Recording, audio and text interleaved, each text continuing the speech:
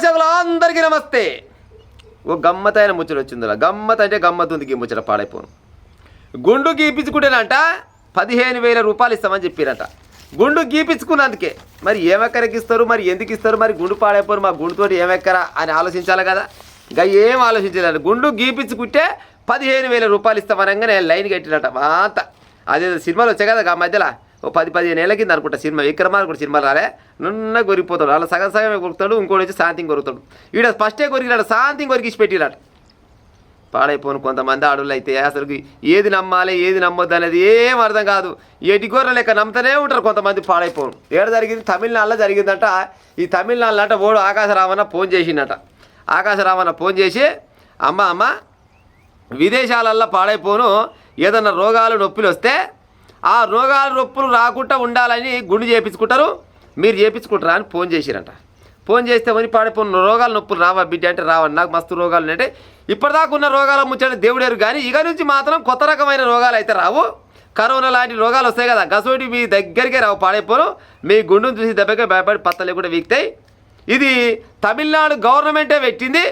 నేను ఒక గవర్నమెంట్ ఆఫీసర్ని, నన్ను ముఖ్యమంత్రి గారు నియమించిండ్రు. నేను మీ ఊరికి రావాలి. అందులో ఒక 18 మంది పేర్లే ఉన్నాయి. ఆ 18 మందిలల్లా నీది ఫస్ట్ పేరు ఉంది. మరి నువ్వు అంటే నేను కత్తి పట్టుకొని వస్తా అని చెప్పిండట. అని పాడైపోను. అంతేనా బిడ్డ అంటే అంతే అన్నట.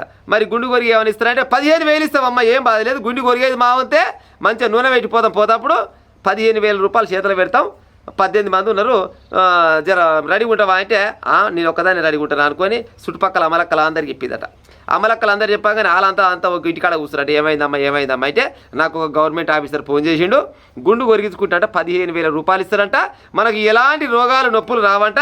ఇది ఆషమాషి కాదు, ఇది ప్రైవేట్ వాళ్ళు చేయలేదు, నాకు గవర్నమెంట్ ఆఫీసరే ఫోన్ చేసిండు, రారమ్మ అంటే అంత నెత్తిన అనుకొని మంచిగా ముందర కూర్చున్నట. మన దినాల కూర్చున్నట్ట. రామ్మరా అని ముందర పోయినట. మంచిగా నున్న కొరిగి పత్త లేకుండా ఇద్దరికో ముగ్గురికో కొరిగిండట. మిగతా వాళ్ళంతా నానుకొని కూర్చున్నాక ఆడు పత్తలే కూడా వీకిండు. ఎక్కడవా అనుకొని ఫోన్ చేస్తే పాడైపోను ఫోన్ స్విచ్ ఆఫ్ వస్తుందంట. అరే ఫోన్ స్విచ్ ఆఫ్ వస్తుంది ఏం కావచ్చు అనుకొని ఛార్జింగ్ లేదనుకొని అట్నే కూర్చొని చాలా మందిని పాడైపోను. నెత్త నీళ్ళు పోసుకుంటే నీళ్ళని ఎండిపాయ నెత్తంత ఎండిపోతుంది. ఏమైనా మా వస్తారా రాడా 15,000 ఇస్తారా అయ్యాడా అంటే హ్యాగే తల్లి మళ్ళీ ఒకసారి చేస్తారు. మళ్ళీ ఫోన్ చేసిందట. మళ్ళీ ఫోన్ చేస్తారు కదా, మళ్ళీ స్విచ్ ఆఫ్ వస్తుందంట. అలానే ఒక తెలికలా లేచి ఓ దిగసేటదారా నువ్వు వేడికలు దొరికినవే తల్లి, ఆడు ఓడో మామూలుగా ఆకతాయిగా ఆడు ఉన్నట్టుంది, ఆడేదో ఫోన్ చేసిండు, నువ్వు నమ్మినావు, నువ్వు కొరిగించుకుంటే నీ పక్క పోయి ఇంకో గామ కొరిగిస్తేవి, నీ మాట పట్టుకొని మేము కొరిగించుకోవడానికి వస్తే పాడైపోను, ఆడు మోసం చేసిండు అనుకొని అప్పుడు నోరెళ్ళ పెట్టిరంట. మహిళలకు కరోనా లాంటి కొత్త రకం వ్యాధి వ్యాపిస్తుందని చెప్పిండట. విదేశాల్లో ఆ వ్యాధి బారిన పడిన మహిళలంతా గుండు గోయించుకొని ఆ ప్రాంతాలలోనే హాయిగా తిరుగుతురు.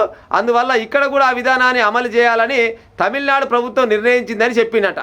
అలా గుండు గోయించుకున్న మహిళల్లో తలో 15,000 రూపాయలు, పాఠశాల కాలేజీ విద్యార్థులు అయితేనేమో 45,000 రూపాయలు, ఉచిత ల్యాప్టాప్లు, పురుషులు అయితే 6,000 రూపాయలు చెల్లిస్తారు. ఇది సీఎం పెట్టింది కొత్త పథకం అని చెప్పినాడు. సీఎం విజయ్ సార్ కదా తమిళనాడులో. చదువుకున్న అమ్మాయిలకేమో 45,000 అంట, మగోళ్ళకేమో 6,000 రూపాయలు అంట, వీళ్ళకేమో 15,000 రూపాయలు అంట ల్యాప్టాప్లు ఇస్తారంట. తమిళనాడు ముఖ్యమంత్రి పెట్టిండు. రావాలి ఇలా మీకు 18 మంది పేర్లు వచ్చినాయి. ఈ 18 మంది టోకెన్లల్లా ఈమె పేరు ఏం పేరు పళని ఎమ్మల్ అంటే ఈమె పేరు. ఈ పళని ఎమ్మల్ అంటే ఆమె ముందు వరుసలు ఉందంట. ఆమెకు ఫోన్ చేసినట్టు చెప్పాడు. ఈ విషయాన్ని చుట్టుపక్కల అమ్మలక్కలు అందరూ చెప్పడంతో వారు గుండు గీపించుకోవడాన్ని పిలిపించుకొని గుండు గీయించుకోవడం మొదలుపెట్టారు. తొలిగా కావేరి, రాంబాయి, చిత్ర అనే మహిళలు గుండు గీయించుకున్నారు. అనంతరం ఆ అజ్ఞాత వ్యక్తికి ఫోన్ చేయడంతో స్విచ్ ఆఫ్ వచ్చింది. గోవిందమంగళం కథం ఎక్కడ పోయినా పత్తకలేడు. ఎవ్వరిని పడితే ఆయన నమ్మితే పాడవుతుంది అమ్మలారా. ఇంటికాడ కూర్చొని సరే మీ భర్తలు బుక్ ఏదో పని చేసుకొని వచ్చేసరి కల్లా బుక్ వండి పెట్టాలి. నిమ్మలంగా పిల్లలకు అబ్బాయిలకు పోతానుకో దానికో దేనికో ఏదైనా పని చేసుకుంటూ వాళ్ళు ఉంటారు. ఉద్యోగం మీద పోతోళ్ళు గీ నమ్ముతారు కానీ కొంతమంది ఇంటికాడ కూర్చొని ఏం పని లేక పాడైపోను ఆ ఒక్క అమ్మలక్కలంతా పిలిపించుకొని పేరు చూసుకుంటూ చూసినావు. ఏం పని లేక ఓడో పాడైపోను ఆ తీటపాస్ ఓడో ఉన్నట్టు ఓడో ఫోన్ చేసి ఏం పని లేని వాళ్ళకు గుడి కొడతామని అనుకున్నట్టు పాడైపోను. ఆడు ఫోన్ చేస్తే ఈమె ఫోన్ ఎత్తే ఆడు గుడి కొడితే 15,000 రూపాయలు, 45,000 రూపాయలు, ల్యాప్టాప్లు 6,000 రూపాయలు అనేసరికల్లా అంతా లైన్ కట్టి మంచిగా నెత్తిన అనుకొని దినాలు నాడు కూర్చున్నాడు. కూస్తే మంచిగా నున్న గుండు కొరిగిపోయిరంట, పత్తలు కూడా వీగిరంట. ఈ కొత్త వస్తుంటారు గిసోటి లంగలు దొంగ బయట వేయగాలు మస్తుకుంటారు అయినోని కానోని నమ్మి గిట్ట ఆగమై పాడేది ఎట్టయితే ఇంకా పోతప్పుడు ఆడు కొబ్బరి నూనె పెట్టలేదు కానీ మా అమ్మ కానీ కొత్త వాళ్ళని వాడన్న గిసోటి ముచ్చట చెప్తే నమ్మే ఉపాయం చేయకూరి అవసరమైతే నలుగురు పెద్ద బసలు చెప్తే వాళ్ళే తీసుకుపోయి ఆ గుడి కాడనో బడి కాడనో ఏదో కాడ కట్టేసి పోలీసులు పిలిపించి లోపలేసి ఉపాయం చేస్తారు కానీ అయినోళ్ళ ముందర కానోళ్ళ ముందర నెత్తిలు పెడతా ఊకుంటారా నున్న గొరిగిపోతాడు.